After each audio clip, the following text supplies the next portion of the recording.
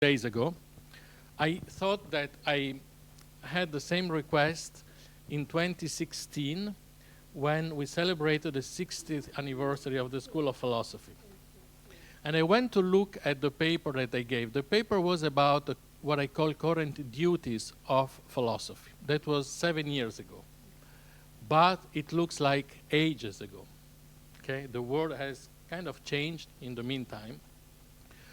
But I went to look at that argument, and I identified 4 main tendencies or 4 main duties of philosophy. The first one was the search for a cross-cultural scope in philosophy. So making philosophy cross-cultural, no longer within one tradition, no longer within one civilization, one philosophical heritage, but try to address problems, issues in philosophy from points of view of different civilizations. The second was the recognition of gender diversity, not as a specific theme, but as a structure of the theoretical and moral structures of traditional philosophical thought, particularly in the West, but probably not only in the West. So try to see that kind of structure that informs the history of philosophy, at least in Western philosophy. The third point was the study of how public discourse is changing. There was a time where, especially in the West, especially in the United States, we saw a lot of changes in the way how public discourse was held. We saw things that were unexpected. We saw lies that were proposed like public truth, and people believed that. So the point is, how is it possible? How is that thing, this kind of neo-sophistic approach to truth, how is it possible that it's becoming so important? And that was the third concern that I saw. And the fourth was the need for a growingly cross-disciplinary approach in philosophy. So not just cross-cultural, but cross-disciplinary. Thinking philosophy as a tool to solve problems, issues, concerns that can only be solved together with our disciplines. Philosophy by itself is not enough, exactly as psychology is not enough, literary critic is not enough, history of art is not enough, and scientific disciplines are not enough either. So this was my goal in that different world 7 years ago, was to highlight some possible approaches that, in my view, were kind of structural, were kind of nourishing contemporary philosophical work. So interculturality, gender sensitivity, scrutiny of the public sphere, and interdisciplinarity. And these seem to me 4 axes that might possibly fecundate the entire field of philosophical research on a global scale. What was the underlying feeling, the underlying idea? The underlying idea is that philosophy could no longer and can no longer be done by restricting it to a single discipline, to a single tradition of thought, or even to a single system of theoretical and cultural coordinates. We cannot do philosophy anymore staying within one single tradition. We have our different ones. We feel more comfortable in one or another, but the idea of philosophy to become a really global endeavor is to try to merge different systems. These concerns date back to 7 years ago, to some extent remain valid in my view. But the world, as we said, has utterly changed. And we observe a shift in philosophical concerns as well. So this may be valid, but they probably need to be updated, in my view, and they probably need to be supplemented by new concerns and new approach. So let's first consider how very briefly, how the world has changed. Is it clear so far? Okay. Is it clear? Okay. Let's consider how the world has changed. What do we see around us, at least from a Western perspective, which is the one I'm more familiar with? We see a very strong and somehow unprecedented wave of crisis. Sanitary crisis, we've all gone through it in different ways. China and Italy were very close in going through in very similar ways. We've seen military crisis, political, economic, and maybe above all, environmental crisis. So this is the global context that we see. It is very much different from what it was when we celebrated together the 60 years of the School of Philosophy. But we also observe, not just crisis, we also observe new technological transformations. We observe new scientific changes. We observe a increasing rate of environmental concerns. That's pretty obvious everywhere in the world. We see the rise, very strong, of artificial intelligence, which was almost a cutting-edge domain of research 7 years ago, and today is largely in our daily life. We see new disciplines like the ethics of the new technologies being growingly practiced in philosophy. Ethics of the AI is something that everybody's doing now. And we see educational concerns related to the extensive use of new technologies, especially among the new generation, people who go around all day long with this thing in the hand. That's raising questions, okay? That's raising questions for young people and also for older people too, but especially for young. So these are just a few examples of new things, new phenomena that somehow came up, somehow were already visible, but not daily concerns yet, and that today are clearly daily concerns. And we also see something very particular, especially in the West, but not exclusively, and it's that idea of nation is in crisis. We see the idea of a nation with its boundaries, its limits, its national identity is being eroded because we live in a world that is increasingly dominated by what are called civilization states. This applies in particular to European societies, which are nations by definition, and they're facing a disaggregation, a loss of the relevance of the idea of nation. So this raises a huge number of problems, which are not only philosophical, which are social, political, cultural, but that philosophy is called to address. Think of linguistic unity. We, in our daily life, basically everywhere in the West, we use at least our language plus English, not in daily exchanges, but each time we go online, we use English. Think of national economies. We essentially use tools that are in the West in particular, that are run in different countries. Nothing of what we use online is run in Europe, for instance. Everything is American. Borders are becoming increasingly blurred. Think of more daily things like food, fashion, have a large way. Well, China is a superpower like Italy in food providing food to the world. But think of fashion. Think how these national identities that were so strong in the history of the West are being blurred in a world where influence seems to be increasingly converging towards a small number of what we call global forces. So this is another set of problems that has become very clearly in the last few years. And if you look at the political developments in the West, they very much respond to concerns of this kind, in a way that I certainly dislike, but we have to look at the problem from a philosophical point of view. So what can we do as philosophers, as scholars, to make sense? I think that to make sense of this new phenomenon, I think that one of the ways we could make sense of that is to see that not as a product of a particular moment. We are going through one crisis. We're going through a change. We're going through a set of changes or crises. But to look at them as an effect of long-term transformations that are affecting the world on a global scale. So why is it important to do that? Because this also affects the role of scholars in this changing world. and the role that scholars will probably have in the next decades. So it also has to do with your role as younger scholars. My view is that in this world in which we are living, which is probably a post-national world, scholars, including philosophers, should play what I call a critical function of connecting different communities, different countries, different cultures.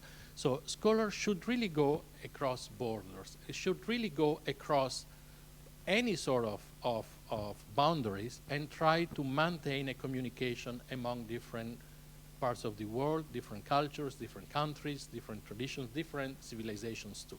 This is why it is so important, for instance, to keep exchanges, scholarly, academic exchanges, going on as much as possible, beyond any sort of, independently from any other kind of development, social, political, whatever you want, economic, but scholarly connections, scholarly exchanges, scholarly bonds must be kept as lively as possible.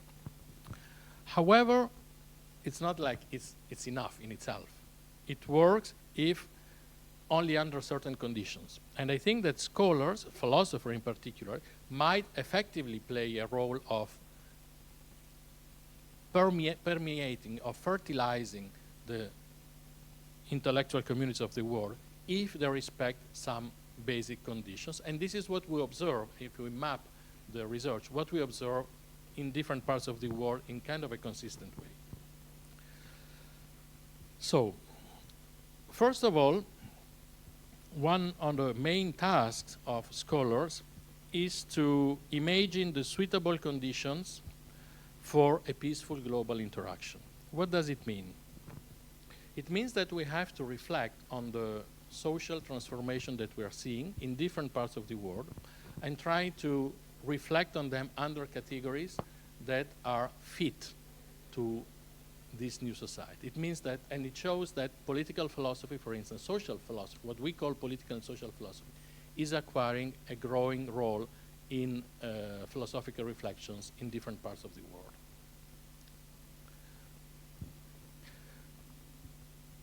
What is it needed, essentially? What we need is an inclusive social order on a national scale, on a local scale, but also the global scale, an inclusive social order that ensures equal condition of participations to all members of a community, to all members of the human community.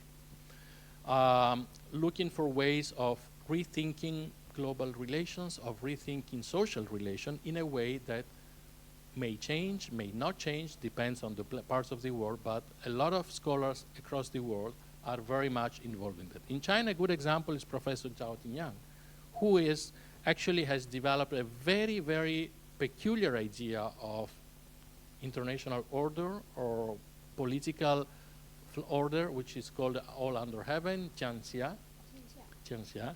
And this is a very interesting and very peculiar approach to the idea of an international system, and it's specifically Chinese. So I don't think, I'm not sure whether he's the only one, but he's certainly a very prominent scholar in his capacity of providing a very peculiar Chinese take on how political order can be thought of, can be elaborated on a global scale. But we also have authors in different parts of, in other parts of the world, who try to rethink socialism, for instance, in a way that they consider appropriate for the present time. For instance, an example that comes to my mind in the US is Nancy Fraser. Nancy Fraser has developed what she calls an expanded view of socialism, which is a view that he thinks is appropriate for the 21st century. Essentially, she suggests, but you can access the work, to include, to supplement traditional socialist approach with what she calls the asymmetries of gender, of racial, ethnic, and of imperial oppression and political domination across the board. So open up rethinking socialism in the West, at least, in a way that would make it suitable for concerns that belong to the present time. So these are all authors that are very much involved and concerned with rethinking the ways of defining social and international orders in ways that are fitting with contemporary time. And I wanted to include authors from different parts of the world, China, United States. Of course, you have many in Europe. The School of Frankfurt is still very active, and you can elaborate on that as much as you want. In the similar domain, since we mentioned asymmetries in environmental world, think of a particular kind of reflection that we can broadly qualify as social political reflection, but it's focused on environment. Think of the spectacular rise of environmental ethics, environmental philosophy, concerns about environment. So the classic author of this came essentially up from the Anglo-Saxon world. Think of Bart Callicott in the US, of Peter Singer in Australia, but it also has authors from other parts of the world. Think of a very prominent Ethiopian scholars like Workine Kelbesa, who has developed a very peculiar African view on environmental concerns. So as you see, you have different parts of the world that work on similar topics, similar areas from different perspectives. Environmental concerns include ecoethics, for instance, which is very strong in Asian countries. Think of Japanese School of Ecoethics. Animal care, plants care. These are all domains that did not exist a few years ago. Think of the reflection on climate changes. These are all concerns. When you map philosophy, these are all things that you find everywhere. Philosophers, scholars trying to make sense of categories for analyzing, for scrutinizing climate change, non-human way of life. Think of all the post-human reflections, okay? These are not my own domain of philosophy. I don't work in these things. But this is very strongly present on a global scale. Relation with non-human beings, relation between humans and non-humans part of human, like cyborgs. These are all concerns that philosophers have more and more in what we can qualify broadly as a social and political reflection. So the point here is, how does philosophy matter for concerns, for phenomena that are not inherently philosophical? You don't find these things in Hegel. You don't find these things in Kant. You don't find these things in Plato. I'm not sure if you can find them in Confucius, but they do not belong traditionally to the classic history of philosophy. But what philosophy does in this case is provide theoretical tools to address these concerns. So by addressing phenomena that do not traditionally belong to philosophy, we also see that there is an intrinsic need for cross-disciplinary cooperation. You don't work on environmental ethics if you cannot work with environmentalists, with physicists, with specialists from different areas of the world. And this is the second condition, I think, for scholars to make their work relevant in today's world. So if I may, is it clear so far? So if I can put it in one sentence, I'd say that as philosophers, we, old philosophers and young philosophers probably too, we are no longer legitimated, we are no longer allowed to conceive of our work as exclusively focused on our discipline. We have to use philosophy, we have to, as philosophers, use our knowledge, our tools to address concerns that belong to other parts of the world, that belong to the world, not only to philosophy. This is something that in many cases scholars don't do yet, okay? One of the problems of academia is sometimes philosophers only read philosophy and only talk about philosophy. So this is a very strong new trend that we've seen. And if I may take an example, the steering committee, the leading body of the International Federation of Philosophical Society, includes not only philosophers in this point of view, includes specialists in religious studies, in anthropology, in environmental sciences, in gender studies, in linguistics, theology, and we even have an engineer in our steering board. So you see how all these people try to cooperate to make philosophy relevant for a set of concerns, of problems that do not only belong to philosophy. Now, a considerable work in this point of view, really considerable and growing domain of study, is the ethics of artificial intelligence. This is something that everybody is working on today. And when we are talking about the World Congress in Rome next year that Jean just mentioned, one of the first questions I always have is there something about artificial intelligence? Of course, there is a lot about artificial intelligence, and that's a very strong concerns for philosophers, basically everywhere in the West. But to be fair, the first place where I heard talking about the ethics of artificial intelligence was in China.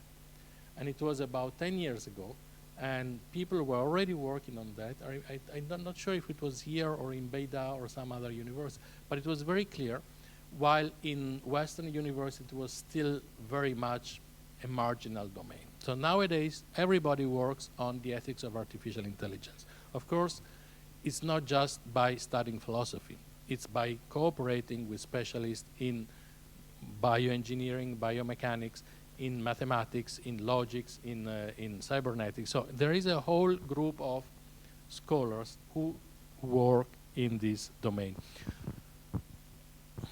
If you look at the leading postdoc programs in Europe, you've seen from mainly all over Europe in particular, a very high number of programs that deal with artificial intelligence in one or another sense, or which use topics in artificial intelligence.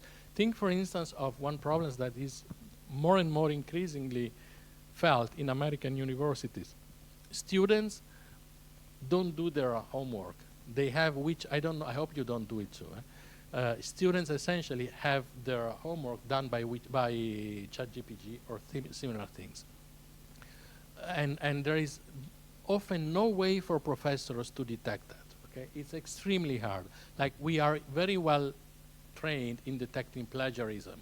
If you copy something from the internet, we see immediately, okay? And if some of our colleagues send a paper to be published that is copied from somewhere else, that we know exactly how to find it and see it. But with artificial intelligence, it's something we don't know how to deal. So this is prompting a lot of debate in American universities about how to deal with that. How do the educational system respond to that? Does it mean that they have to change their methods? Does it mean that they can no longer have students compose their own things at home?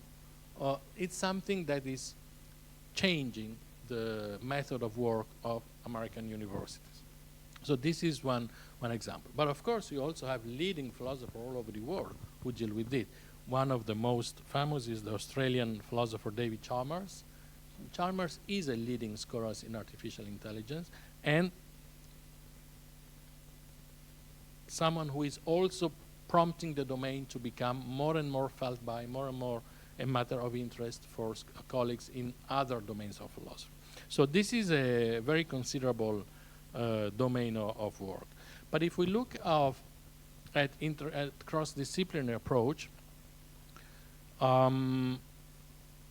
you can see how cross-disciplinary and cross-cultural go together. Think of the importance of philosophy of religion, which has always been a very strong domain in Asia, but not so much in Europe.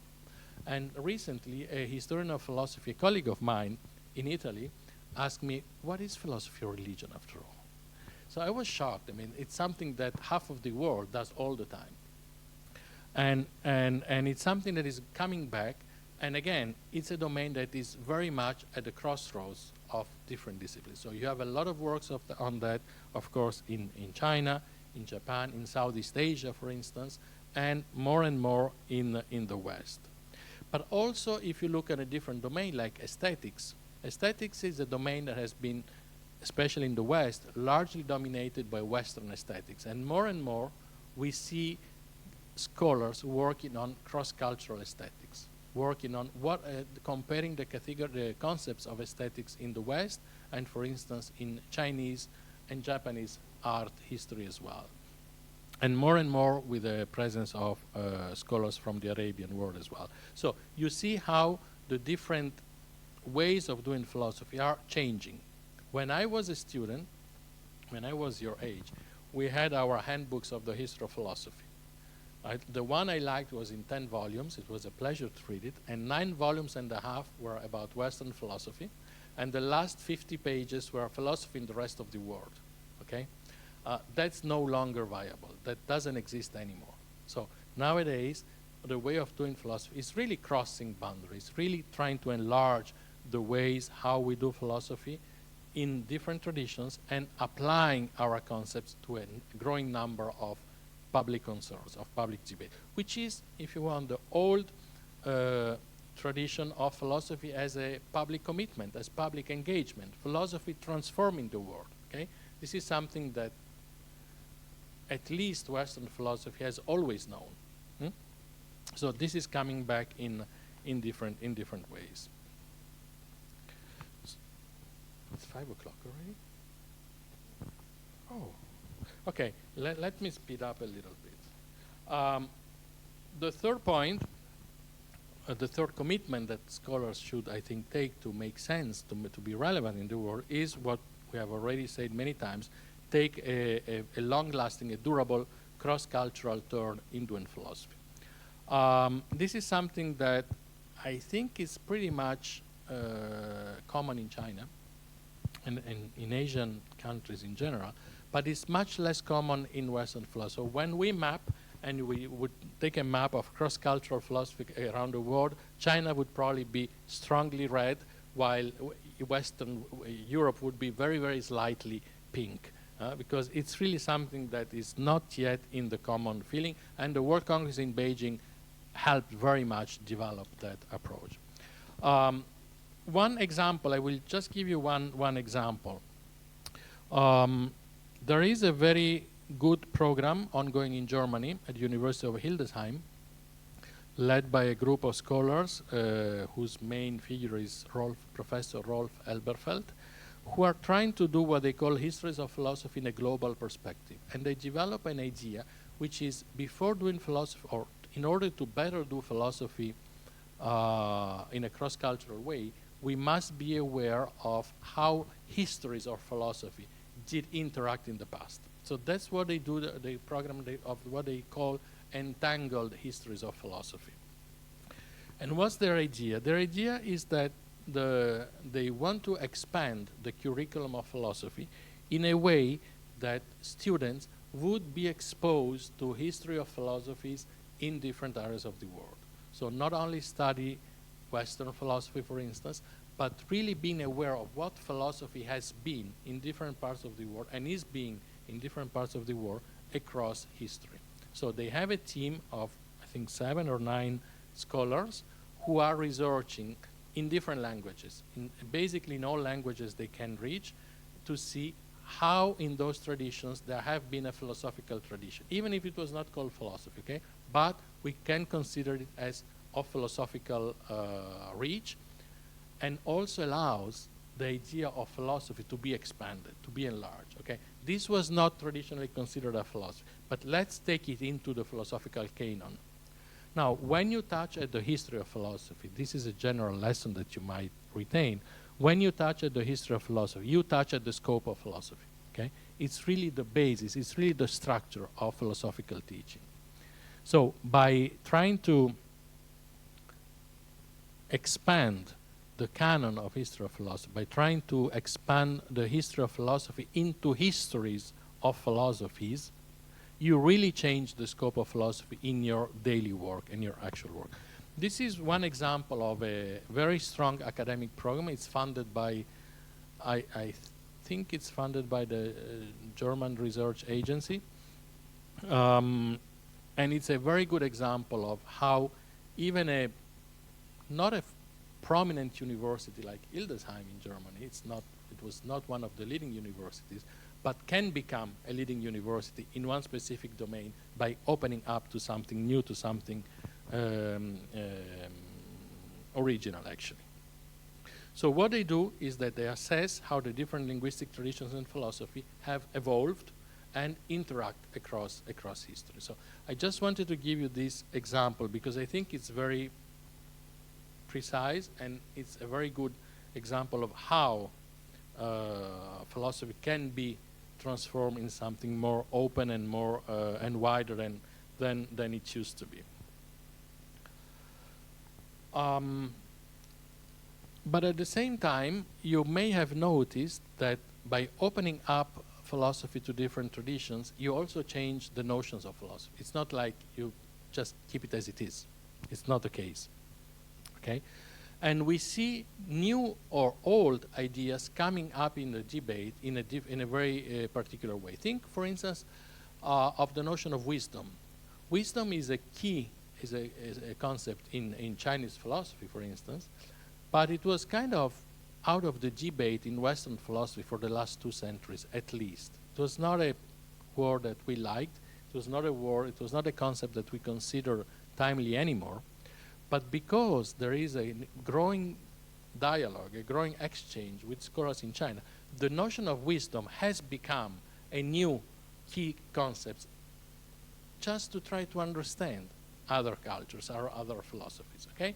And if you look at the number of occurrences of the notion of wisdom today and say 50 years ago, it's amazing, okay? Today it has come back into the debate in different domains, in moral philosophy, in political philosophy, in the history of philosophy.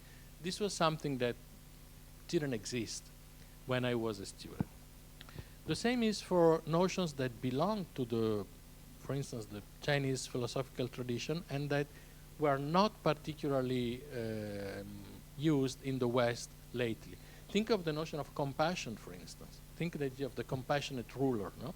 In traditional Chinese philosophy. This is not anything that anybody would use in the West when I was a student. And nowadays it's something that has become part of common debates and common philosophical understanding. Think of the notion of friendship.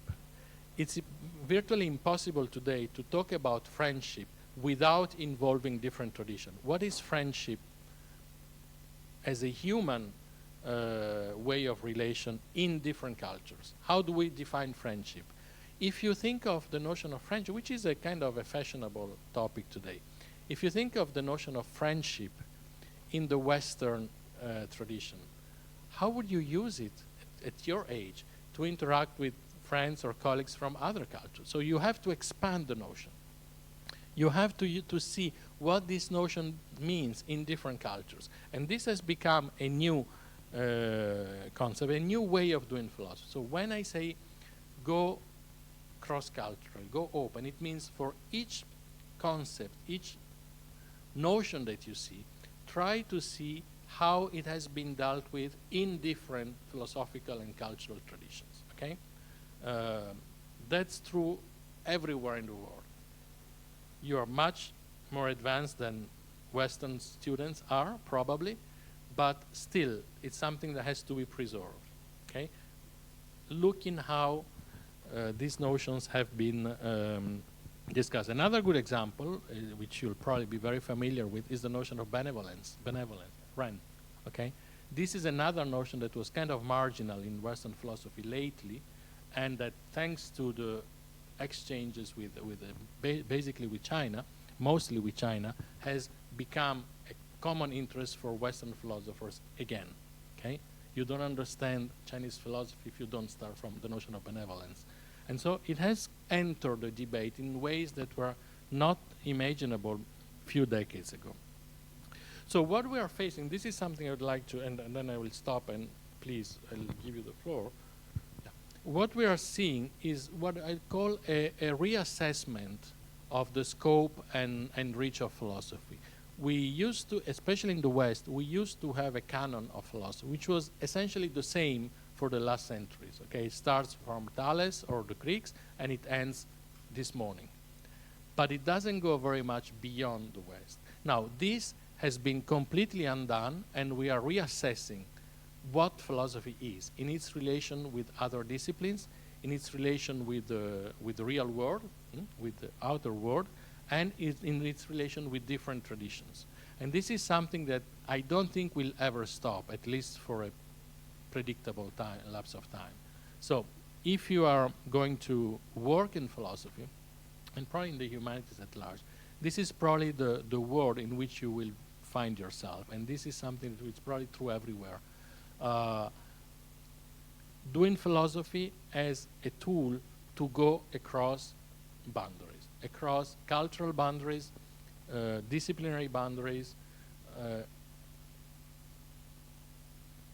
boundaries of concerns, of topics, of disciplines, and see philosophy exactly like that. Not something that is closed into one tradition, but on the contrary, something that through a number of diverse traditions can help you address real problems in a much more complex way than you would do probably without philosophy. Okay, so I think I can stop here, and I would be more than happy, I would love to listen to your queries, comments, or curiosities.